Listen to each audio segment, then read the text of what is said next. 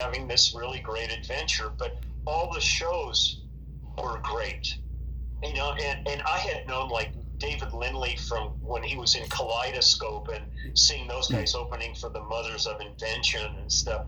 And so to be out there with Lindley and Russ and Cooch and Craig and Rosemary Butler and all these people, it was an amazing experience with everybody. But at the end of each day, it was really about the concerts and not the recording.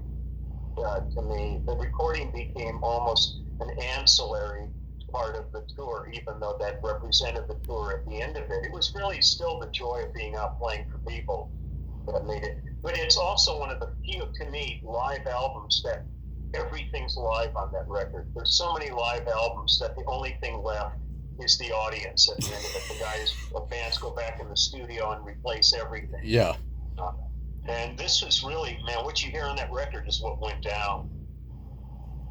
That's crazy. That's absolutely crazy. It was. And I love it. You guys reunited recently at an award show. I know Rosemary was there with you guys, and you did it together. It was the Tech Awards at the NAMM show. And Jackson, I think, I forget, he got like the Les Paul Award or something, and they gave the section like a Lifetime Achievement Award. And really one of the tragedies of the whole thing was the thing that got us all nominated for this thing, and the real force behind it all was the fabulous producer-engineer Ed Cherney, and Ed just passed away recently. Yeah. Wow. And we're all still in shock over that. He and his wife, Rose, who used to be the manager of the record plant. Right. Rose Cherney, yes. To lose him was really absolutely shocking. A young guy, but just, cancer's unforgiving. And, but they were important in getting that. So it was fun getting up and playing Running on Empty with Jackson and stuff. Oh, yeah. At that show. And it was great. But it was great last week when we did the new Immediate Family album at his studio, and he came and was hanging out one of the evenings with us. So I mean, everybody's still friends, and that's the important thing. Is after 50 years, we're all still buds and love being together and playing together. Through the years, you recorded at many studios. Obviously, a lot of those studios not here anymore. Yeah. Pro Tools came along, and they shut down like crazy, and some hung on as long as they could. I know that Sound City was one of the last ones to close here in Los Angeles. It was a pit, but everybody recorded there. Thank God for Dave Grohl, who rescued the console. Yeah, no kidding. Because that would have been parted out and it would have been destroyed. Because you think about the people that recorded on that console, that's amazing. That should be that console should be that console. that console should be bronzed. Oh yeah. Well, it's getting good use at Grohl's studio. Yeah. And I think the engineer from Sound City went over there as well. Yeah, Sound City was a great room. I loved working over there. Did a lot of projects, and most of the time everybody liked it because Hoggly Woggly's Texas Bar down the street. Amazing. And you mean Record Plant, the one in Sausalito went through its drama. A lot of different stories about that. The government owned it for a while, and then they sold it. Now it became like a multi-use office now, and there's talk of trying to get it preserved as like a landmark. Yeah. I think Mick Fleet was involved and whatnot. But Wally Hiders, as a member for KGO TV on Golden Gate Avenue, Hiders was there on Hyde Street. I remember walking in one day and I said, I want to get a tour. I was like all of 17 and got to go in a studio where they recorded Miracles, where Starship recorded Miracles. And that was like just amazing. Wow. And again, Hiders not Hiders anymore. It's something else. Well, most of the rooms are gone. I mean, there's a few. I mean, there was talk for a while that they were going to turn the Capitol Records Tower into condos. I mean, it's just horrifying. But thank God. But like with Henson Studios, the fact that Henson bought A&M and the studios are still intact. I work there really regularly. But we were just talking about that today about all the studios like Gold Star and all these rooms. I mean, this city used to be loaded with great studios, and so many of them are gone. The real estate just became too valuable, and everybody was building, the technology got so easy that everybody had their home studios, so they weren't coming into the studios anymore. And it's a different world. You recorded with Helen Reddy, I Am Woman, and that studio's gone now. That's a lot of fun. That was Sun West at Sunset Western, and that studio's gone. It's just what's a splicing block? None of those. Well, it's just sad, but I mean, I understand the fact that, I mean, if a place isn't making its nut and the owner of the property gets offered a ton of money just to get out of there so they can put up an office building or a parking lot, they do it. But the sad part is, like, more and more now, I'm working on projects where there's, instead of just me going to somebody's house and overdubbing bass on something, there's actually full band projects going on. There's even a lot of work being done to tape again, and they're pressing vinyl again. So it's gone this big pendulum swing. But the thing that's missing at the end of the day is a lot of the studios. So the few that are really still viable, and they are booked around the clock. Yeah. Well, back in the day, and Stephen, you know this as well, the studios really were a big part of the music business. They played a really instrumental role in the business as a whole. Well, absolutely. I mean, you mentioned Capitol Studios. That's a case in point.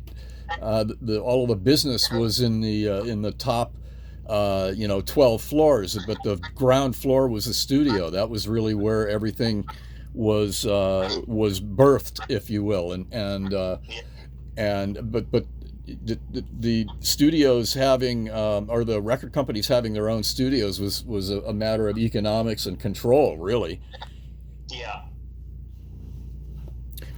You mentioned speaking of Wrecking Crew, let me throw you a curveball. There was another session that you did back in the was it 1981 with the Big Blue Wrecking Crew. Yeah. You remember those guys? It was the Dodgers after they won the World Series, and they cut a version of the Queen's "We Are the Champions."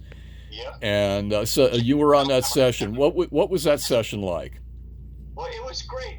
We did it at Sound Labs, which was Armin Steiner's studio, which is catty corner from the Capitol Tower. Was catty corner. I don't think it's long gone, but it was like the day after they had won the World Series, so they were all kind of hammered. And this friend of mine, another sad story, who just passed away recently, Chris Bond, was the producer of it, and he also produced when I worked with Hall & Oates and did like Rich Girl and all that stuff. He was the producer on that stuff. But it was Jeff Porcaro was playing drums on it. But these guys weren't singers, so I mean they were just kind of going nuts in there, and they wanted to play like Fannie Mae and all these things. It was like a bar band. But they brought in Helen Dell, who was the Dodger organist. Yes, Helen. She played on it and stuff. This was Jerry Royce and Steve Yeager and Rick Monday, Jay Johnston, and Jay Johnstone. Right. Those four guys. But it was cool. I have a bass that I call Frankenstein that we built in '73. And it was just a blank alder body. And when we did that session, they were signing baseballs and stuff. And I said, hey, why don't you guys sign my bass? And they all signed the bass, and that got all the autographs started on this bass, which has about 400 on it now. Yeah. But it was funny. I never clear-coded it, so names would get rubbed off. And it was like weird.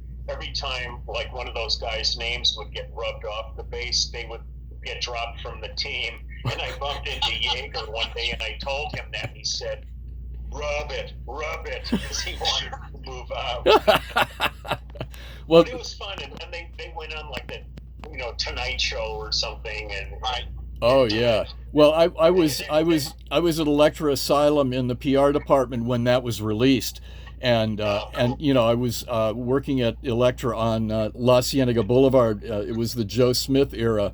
And, Jackson and Joni and Linda and people would be just walking in and out of the building, no big deal. But when these four guys came into the building to meet the staff, everything shut down. Nobody, everybody was there with their cameras and getting autographs and stuff. And these four guys just had a ball with all of the staff. There's a it's a funny story that Jerry Royce sat on Joe Smith's Xerox machine and took multiple copies of his butt and handed the Xeroxes out to the ladies on the staff. It was another time, y'all. It was another time. But Jerry's a funny cat. I really like all those guys. We all sort of stayed friends. After that, talking of Electro Asylum, though, that studio on La Cienega was such a fun place to work with all the Indian bedspreads hanging all over and stuff. I mean, it was like, man, I loved working there. It was behind the Asylum door was the studio. Now, speaking of the Doors, you worked on the Full Circle album. Did you record there at Elektra Studios there, or where was that recorded? I think it was a different studio, but I can't recall at this point. I think it was up on Sunset. I don't remember the room offhand, though, but it was the album they did after Jim died. Right. And, I can't remember what room that was in. I kind of remember, the project, just because I'm being, from LA and stuff and seeing those guys on the Sunset Strip. It was, fun to walk in the studio and see those three guys sitting there and being a part of their project, which was pretty cool. We are getting short on time, but I do want to mention Warren Zevon, because on Johnny Shooters of the Band and the other track as well. My God, I miss him so much. Yeah. I find myself going on YouTube and looking at the old Letterman episodes, because he and Letterman were very, very close. Yeah. I know that on a whim, Warren would just sit with the band. Go in. But obviously, his style and his music is a little out of the norm. It's very unique. It was quirky. Yeah. But what was that experience? Because obviously, that Excitable Boy, the album, did fantastic. It really did. What was that vibe like? Because obviously, this is before he got sick. Yeah, I mean, it was great because Warren was, as you say, he was unique. He was incredibly smart, incredibly interesting. His approach to his songs was really just off in left field a bit, and it made you think in a different way. But he was just a good cat to be around. I really liked Warren a lot, and it was heartbreaking for all of us when he got sick. Everyone worked on that album. I think Mick Fleetwood was involved, and I think Waddy Wachtel was involved. You were there. I mean, it was it takes a village. Truly. And the album was just wonderful. Well, the thing that was great about, especially that whole period, was there was a camaraderie within the music community. So that you had, like, when you were in the studio, guys and women were dropping by, just hanging out, and sometimes they'd show up, and like David Crosby and Graham Nash would walk into a James Taylor session, and they'd say, "Well, we're doing Mexico. Why don't you guys sing background?" I mean, it was such a casual thing. It was an open door policy amongst everybody. So there was a lot of giving and a lot of sharing within the community, where as time went on, people became more possessive about their scene and, kind of coveting their little spot in it. And this whole period was just something that's really hard to describe. It was really magical. And like I said, I feel so fortunate that I was of the age and situation that I got to be a part of this whole thing.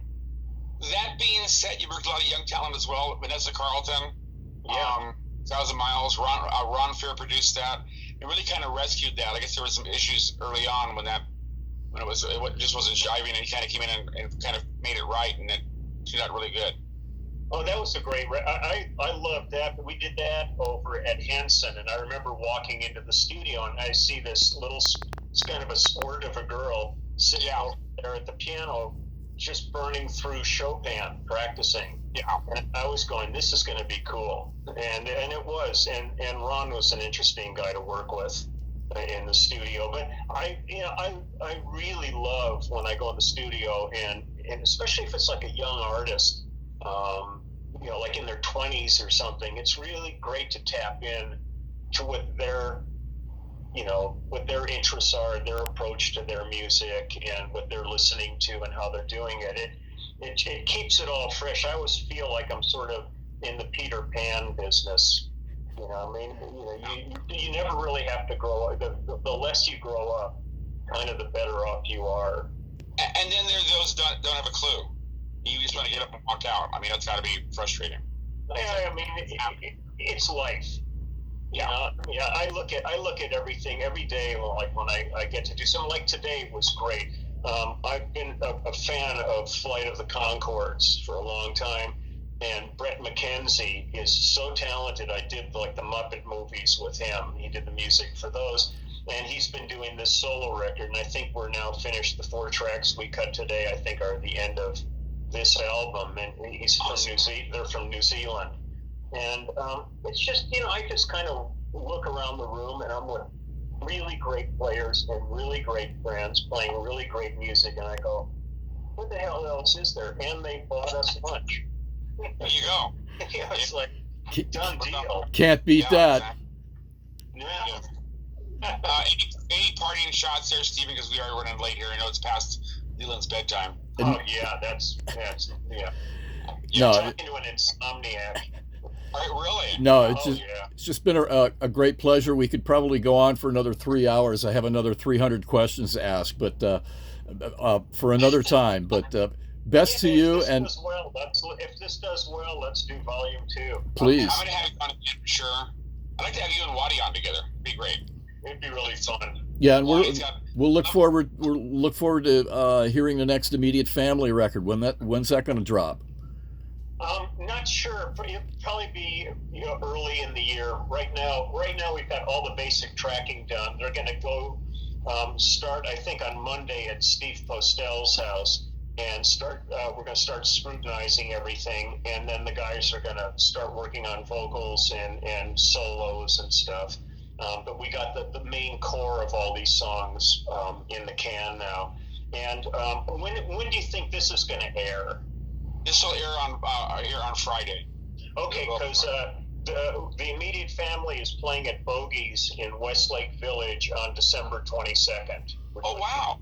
2 shows that night. I think 6 and 8:30 or something like that. Okay, great. We'll be there. A lot of the Ambrosia guys play there, and it's a nice room. Yeah, it's a cool little room. Good grub. Yeah, all about the grub. It all hinges on food. Notice that. That's the thing. But Leland, an honor and a pleasure. Thank you so much. We will stay in touch, and we will have you on again for sure. And would love to see you play live. It would be great. Oh, it's great, and it's really been great hanging with you guys too. I'm glad it worked out this way finally. And again, thank you. It's a real pleasure. Thanks again, guys. It's been a ton of fun, Lee. Let me go ahead and close the show out here, and now we'll get that done. Very good. Folks, that's a wrap. Again, I know it's late here, and again, thanks for listening on the East Coast. Man, it's like 2 in the morning there. They're going to hate me. But again, this show, if you missed any part of it, because I know it is late, it'll be up on Apple Podcasts this Friday. So again, Leland Sklar and Stephen K. Peeples, thank you so much. Thank you. Thank you, Mike. Take it easy. Like us on Facebook, follow us on Twitter, follow us on Instagram at Conversations Radio. This is Conversations Radio. So long.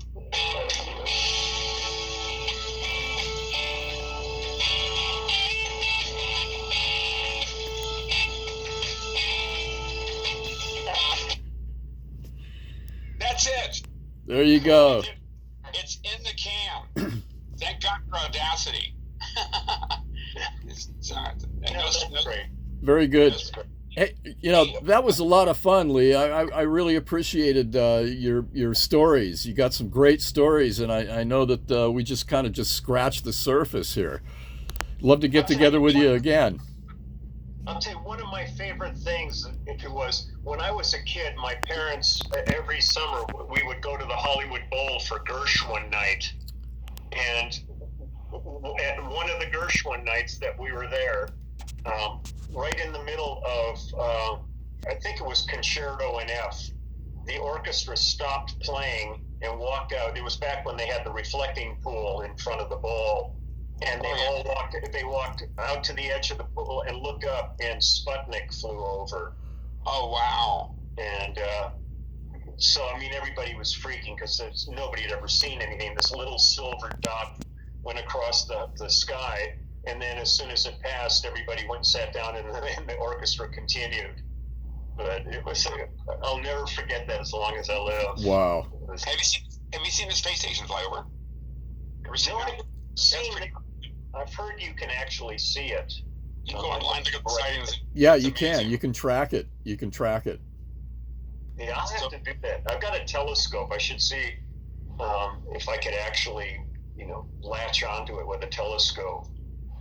I forgot to bring up Lisa Loeb as well. That's so the many. blessing and the problem. Yeah, we just scratch the surface. And another thing I want. My God. Another thing I wanted to ask you. Talk about Raining Men and all those songs. Well, and then Life on the Road. That's great. But, it's all good. It's all. You've had a great life, career, and it's not even over yet. You've got so much more. Well, that's the whole thing is, man, all I really care about is today and tomorrow. I don't ever really think about the past. That's there, it's documented, and for whatever reason. But I always tell people, man, I don't want to, my mantra is just don't become an old fart. I can't see that happening. And again, I loved your rant on the Daily News about the problems with that concert in Pasadena. That's totally nuts. Oh man, everything's nuts. 5 bands and no infrastructure. Steve, you've been to the Bowl.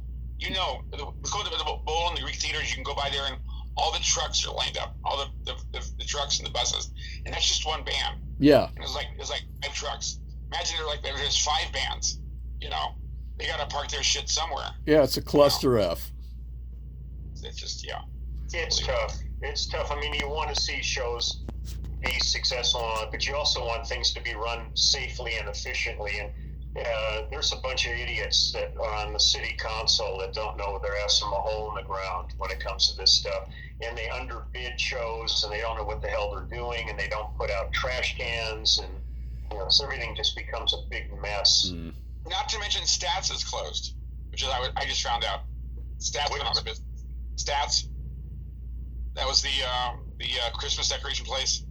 Oh, Stats, yeah. They've been in trouble for a while. For years they were there, though. Yeah, it was an institution. So. Yeah. Anyway, but I think the Hat is still there, so you still go to the Hat. Well, the problem for me going to a place like the Hat is I haven't eaten meat for 8 years. So. Oh wow. You're not going to go there and sit there with all that pastrami. I'm like going to there's a place called Connell's Sandwich Shop up in Altadena. I know Connell's. Yeah, I love getting the frings where they do the combination French fries and onion rings. But you get them crisp. Yeah, good stuff. It's heaven. Well, happy Thanksgiving. You too. Enjoy your vanilla wafers and the dogs. Yeah, the pups are here. Ouch. On the couch. Yeah, looks like they're working hard. Hardly working. Yeah. That's my office mates are that's their job is to just be here and not work. Yeah, if everybody I know says if there's such a thing as reincarnation, they want to be reincarnated as one of my dogs. Yeah. Are they on your bed at night? No, because I worry about the height of a bed with the bath. Gotcha. Yeah, I don't want them jumping off. So they got a really nice little place they sleep, and they're quite comfy. They're good boys. They make getting up in the morning worthwhile. Awesome. 10-4 to that. All right. Well, best to you, mate. We'll talk to you soon again. So much, man. Wish you guys a happy Thanksgiving too. We'll talk soon. All right. You take care. Thank Bye-bye. you, Stephen. We'll see you later.